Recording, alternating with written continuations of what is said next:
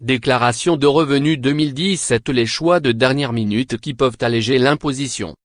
Elle est pré-renseignée à partir des éléments indiqués l'année dernière.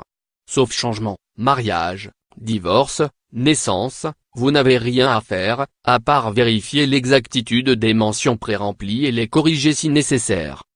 Toutefois, si vous êtes parent isolé, vous devez l'indiquer chaque année, afin de bénéficier d'une demi-part supplémentaire.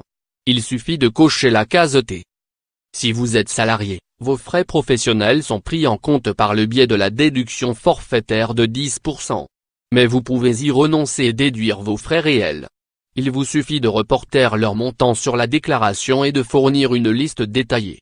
Cela suppose que vous ayez gardé vos justificatifs de frais, factures, notes d'hôtel, de restaurant. Moins pour pouvoir les présenter au service des impôts au cas où. Cette option ne vous engage pas, vous pouvez parfaitement revenir à la déduction forfaitaire l'année prochaine. Vous pouvez continuer à les rattacher s'ils avaient moins de 21 ans, ou moins de 25 ans s'ils étaient étudiants, au 1er janvier 2017. Il est également possible de déduire l'aide que vous leur avez apportée, y compris si vous les avez hébergés, sous forme de pension alimentaire. Cette pension est déductible quel que soit l'âge de vos enfants, donc même après leurs 21 ans ou 25 ans, s'ils sont dans le besoin. Mais le montant déductible est plafonné à 5 795 € par enfant, et vous devez pouvoir faire état de vos dépenses si le service des impôts vous le demande. Lire aussi.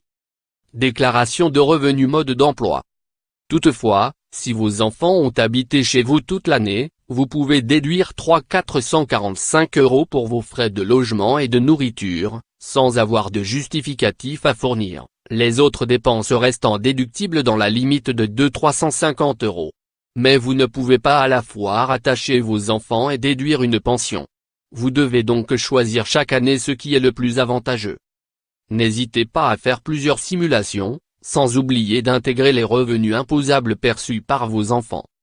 Si vous avez perçu moins de 2 000 € d'intérêt en 2017, tout support d'épargne confondu, vous pouvez demander à être imposé au taux de 24% au lieu que ces intérêts soient soumis au barème progressif. Cette option est intéressante si vous atteignez la tranche à 30%. Il vous suffit de corriger les montants pré-remplis lignes 2 TR 2 FA et 2 CG. Si vous avez donné en location un logement non meublé, vous relevez du microfoncier à condition que vos loyers n'aient pas dépassé 15 000 €. Votre revenu imposable sera déterminé en appliquant un abattement de 30% au montant déclaré et vous ne serez imposé que sur 70% des sommes déclarées, quelle que soit la réalité de vos charges. Vous pouvez renoncer à ce régime afin de déduire vos charges pour leur montant réel. Il vous suffit de reporter la liste de vos charges dans la déclaration N-2044. Attention, cela vous engage pour 3 ans, pendant lesquels vous ne pourrez pas revenir sur votre décision. Vous n'avez pas à déclarer les revenus tirés du covoiturage, de l'organisation de repas à domicile co-cooking, ou de sorties en mer dès lors que vous avez été partie prenante à ces activités, n'avez tiré aucune rémunération en tant que chauffeur, chef cuisinier ou skipper, et vous êtes limité à un strict partage des frais.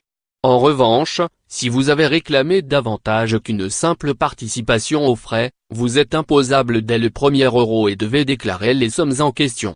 Vous n'avez pas non plus à déclarer les objets personnels que vous avez revendus, vêtements, électroménagers, voitures, et les biens d'une valeur inférieure à 5 000 €. Mais si vous achetez des biens pour les revendre ou si vous fabriquez des objets pour les vendre, il s'agit d'une activité professionnelle pour laquelle vous devez vous enregistrer en tant que tel et déclarer les revenus correspondants. Enfin, si vous avez loué un logement via Airbnb, Abritel ou autre, même occasionnellement, qu'il s'agisse ou non de votre résidence principale, vous devez déclarer ces revenus dans le cadre de votre déclaration de revenus.